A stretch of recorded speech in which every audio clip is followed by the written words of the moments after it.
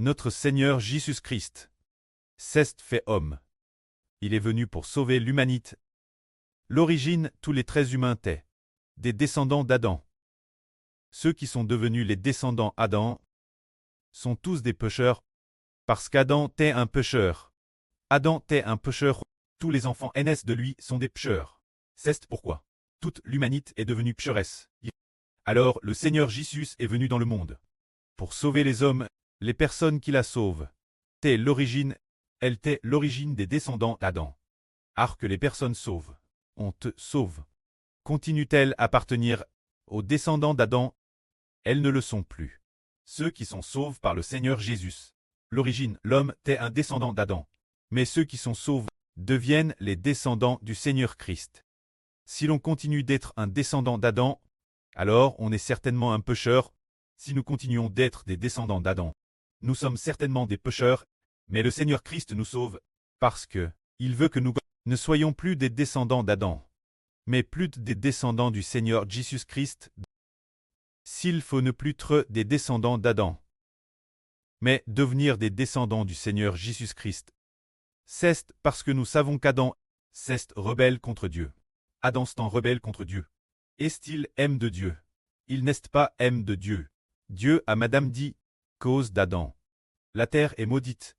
Et Satan le diable qui a séduit Adam, et la pousse Pierre, a également été maudit. Le diable est alors devenu le Dieu d'Adam, et aussi le Dieu de la descendance d'Adam.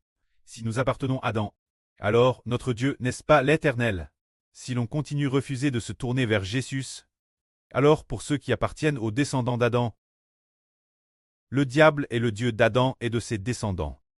Dans ce cas, que devons-nous faire? Ce n'est que qu'après avoir été rachetés, et très devenus des enfants sous le nom du Seigneur, que Jéhovah Dieu devient notre Dieu, c'est alors seulement que nous sommes sauvés. Car Dieu aime le Seigneur Jésus, et non Adam. Adam a désobéi, Dieu ne l'aime plus. Et il a aussi dit qu'Adam mourrait, qu'il mourrait et retournerait la poussière. Les descendants d'Adam mourront aussi, et retourneront la poussière. Cela nous fait voir que nous vieillissons, et que tant de personnes vieillissent et meurent. C'est précisément cause d'Adam, et aussi parce que nous sommes des enfants d'Adam. Parce que nous appartenons aux descendants d'Adam. Alors nous demandons aux frères et sœurs, les frères et sœurs veulent-ils être des descendants d'Adam, ou veulent-ils être des descendants du Seigneur? Frères, un descendant d'Adam est sous la malédiction. Mais si l'on est racheté, alors qu'on est l'origine un descendant d'Adam. Une fois racheté, on devient un descendant du Seigneur Christ. Et l'on obtient la vie éternelle. Alors les frères et sœurs veulent-ils être rachetés et devenir des enfants sous le nom du Seigneur? Le frère Heber est convaincu que les frères et sœurs le veulent. Cela dit, nos parents aussi sont des descendants d'Adam. L'origine nous sommes les enfants de nos parents terrestres. Mais après avoir été rachetés, selon la chair, nous avons encore temporairement quelques décennies pour traiter les fils et filles de nos parents terrestres, selon le corps physique. Mais partir du jour de la rédemption, l'esprit n'est plus l'enfant de ses parents. L'esprit devient alors l'enfant du précleste et du Seigneur. Ainsi, le jour où la rédemption commence, notre amour pour le Seigneur et notre amour pour le précleste doivent surpasser de loin l'amour de soi, et surpasser de loin l'amour pour nos parents terrestres. C'est pourquoi le Seigneur a dit, si quelqu'un ne m'aime pas plus qu'il n'aime ses parents, il n'est pas digne d'être mon disciple. Cela signifie que le Seigneur Jésus nous a rachetés afin de nous faire déesse le jour de la rédemption, les enfants du Seigneur. Mais avant la rédemption, nous étions enfants des hommes, les enfants de parents terrestres.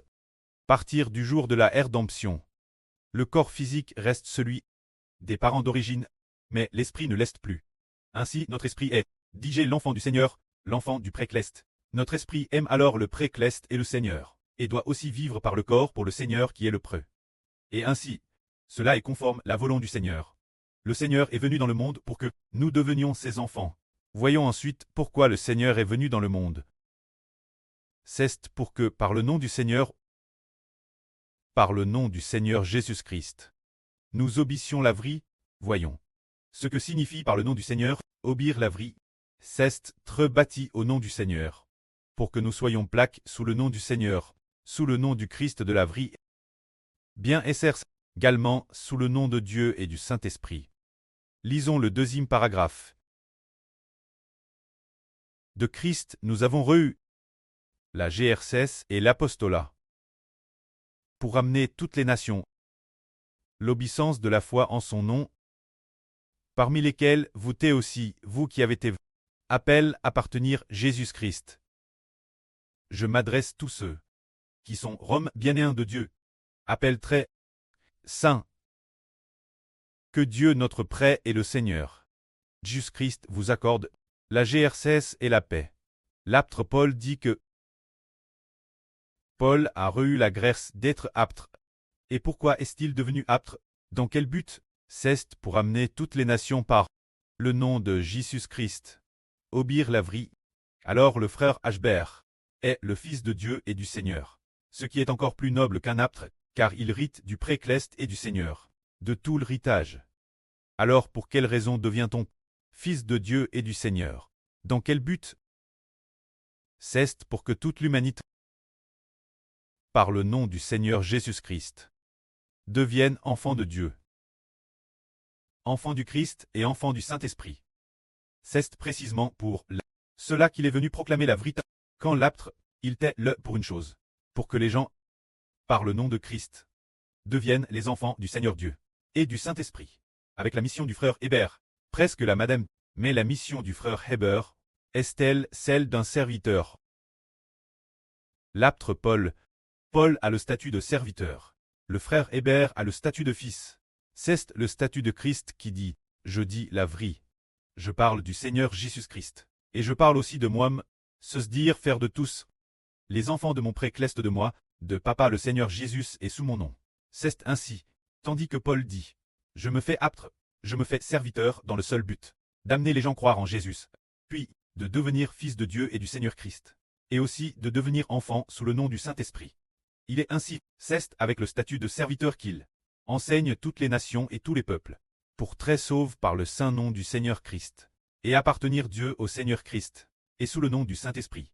Quand Hébert, c'est directement en tant que fils du Saint-Esprit, en tant que fils Seigneur de Dieu qu'il dit, vous appartenez au nom du précleste et du Seigneur, et vous appartenez aussi mon nom. Cette autorité est encore plus grande car elle amène tout le monde à appartenir au nom de Ashbert. La vraie proclame par ce fils est plus claire que celle enseigne par les apôtres. Et elle a encore plus d'autorité, car l'homme appartient à Israël. C'est lit cette affaire. Quand l'apôtre Paul, la vraie qu'il enseigne est ce qu'il dit, c'est vrai. Doivent vous inclure vous qui avez été appelés à appartenir Christ. Ainsi, tous ceux qui appartiennent Dieu, Christ et sous le saint nom, sont tous appelés par Dieu, choisis par Dieu. Si le précleste ne choisit pas une personne, cette personne peut-elle devenir un fils ou une fille du Seigneur? C'est impossible. Ceux qui sont sauvés et qui veulent accepter le Seigneur sont tous choisis par le précleste. Le précleste n'a-t-il pas dit crie les personnes choisies? Dans les deux livres, le précleste a crié ceux qui sont prédestinés au salut. Dans le livre de vie de l'agneau, et il a aussi écrit un autre groupe qui est également prédestiné au salut. Dans le livre de vie, ces deux groupes de personnes, le précleste a DJ crie leur nom dans le livre de vie de l'agneau ou dans le livre de vie. C'est pourquoi le Seigneur Jésus et le frère Ashbert sont venus dans le monde, précisément pour chercher ceux dont le précleste a DJ écrit les noms. Dans le livre de vie de l'agneau ou dans le livre de vie 10 ans, le frère Ashbert enseigne la vraie. Pour chercher quelle personne? Pour chercher les enfants du livre de vie de l'agneau et du livre de vie. Seuls les enfants de ces deux livres peuvent être sauvés. Si ce ne sont pas les enfants de ces deux livres, la vraie enseigne par le frère Ashbert, pourront-ils être sauvés? Ils ne peuvent pas être sauvés. Ainsi, quand on parle de salut ici, il faut évidemment que le Seigneur Jésus expie les péchés des hommes, et il faut aussi le sacrifice du frère Ashbert. Mais il y a une autre condition. Le précleste et le Seigneur. Le précleste fait sacrifier le Seigneur et le frère Hébert. C'est pour racheter ceux dont Dieu a écrit les noms dans le livre de vie et du livre de vie de l'agneau. Si ce ne sont pas les personnes de ces deux livres, nous ne les sauverons pas, et nous ne leur enseignerons rien, et ne leur demanderons rien. Seulement chercher l'alliance de Dieu. Appartenir Dieu, devenir enfant de Dieu. devenir les brebis de Dieu. Seules les brebis du ciel sont les brebis du Seigneur et du frère Ibert. C'est pourquoi il est dit ici que tout concerne la vie, que c'est écrit pour ceux qui sont appelés, ceux qui appartiennent Jésus-Christ. Alors d'où viennent la guerre et la paix. Comme il est dit ici, que Dieu notre Père et le Seigneur Jésus-Christ vous accordent la guerre et la paix. Mais la grâce et la paix accordent ceux que Dieu aime, ceux qui sont appelés très disciples de Christ. C'est dire que la GRCS et la paix sont appelés par Dieu. Ceux qui reçoivent la guerre, ce sont eux qui obtiennent la GRC. Ceux que le précleste Jova appelle ils reçoivent la GRCS et la paix. Alors quand nous prions, pour qui devrions-nous prier? Prier pour ceux qui Dieu accorde la grâce. Et la bénédiction doit aussi être pour Dieu et le Seigneur Jésus. Bénir ceux qui sont prédestinés et choisis pour la vie éternelle, afin de plaire au cœur de Dieu, et d'être conformes à la volonté de Dieu et du Seigneur. C'est cela et de plus, avec quelle personne devrions-nous beaucoup nous unir? Il faut beaucoup traiter avec ceux que Dieu et le Seigneur ont choisis pour très berger, choisis pour la volonté de Dieu. Ceux qui donnent leur vie, il faut beaucoup avec eux. Devenir proche d'eux, dans une relation de frère et sœur, car l'alliance du précleste est confie eux pour qu'ils la gardent, et ils sont les serviteurs, profondément aimés de Dieu et du Seigneur. Et si nous faisons ainsi, eh bien, si nous les aimons beaucoup, le précleste dit que le précleste nous aimera, et cela permet souvent, en temps proche des enfants qui aiment profondément Dieu. Ceux qui sont profondément aiment du Seigneur de Dieu, d'être proches de ses enfants. Que notre travail soit efficace. Prenons un exemple. Par exemple, si les frères et sœurs sont Thérèse proches du frère Ashbert, et aussi proches de la sœur Zaouane et de la sœur Rebecca, sans s'en rendre compte, ils recevront plus de bénédictions de Dieu. Et ce qui est merveilleux, c'est que ceux qui sont Thérèse proches, dans certaines situations, ont également eu une grande grâce. Pour quelle raison? Waouh, ces personnes qui sont très proches de la bergerie. Elles ont les yeux ouverts, elles ont de la sagesse. Prenons aussi un exemple concret. Lorsque le Seigneur Jésus-Christ est venu dans le monde en tant qu'homme, les plus proches du Seigneur étaient Pierre, Jean et Jacques. Et parce que ces trois apôtres étaient proches du Seigneur, ils ont finalement été par le Seigneur Jésus, établis comme des colonnes, et ont été grandement utilisés par le Seigneur Christ. Madame Pierre, le Seigneur a dit, Simon, fils de Jean, tu es béni, je te donnerai le royaume des cieux. Le Seigneur a dit qu'il donnerait les CLS du royaume des cieux. Je te donnerai les CLS du royaume des cieux. Et a dit encore, par toi je bâtir mon assemble. Ceux qui s'approchent grandement du Seigneur, finalement le Seigneur a confié une mission Pierre, pour que Pierre prenne soin des brebis du Seigneur. Ainsi nous comprenons qu'il s'agit en fait d'être avec ceux qui aiment profondément le précleste, et de s'approcher des enfants qui aiment profondément le Seigneur. C'est, tout comme y compris, les gens du monde de Satan le savent bien, n'est-ce pas? Qu'il faut s'aligner sur le comité central du parti. Ils font tous comme un n'est-ce pas?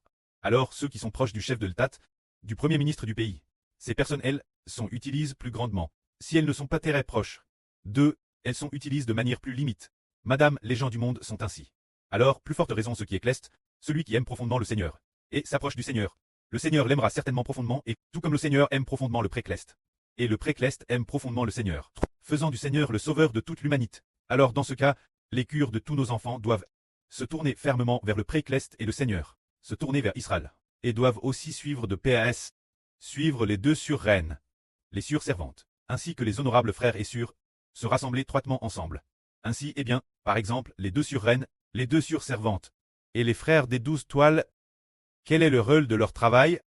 Ceux qui se tournent grandement vers Israël, envers les fils de la maison d'Israël, les membres de la famille et les fils d'Israël. Ils ne quitteront pas Israël. Et quand Israël, il est le fils biologique du Seigneur Dieu, qui ramène alors les gens vers le précleste et le Seigneur. Alors ceux d'entre nous qui ont une telle sagesse sont des personnes intelligentes. Que la gloire soit rendue auprès et au Seigneur. Amen.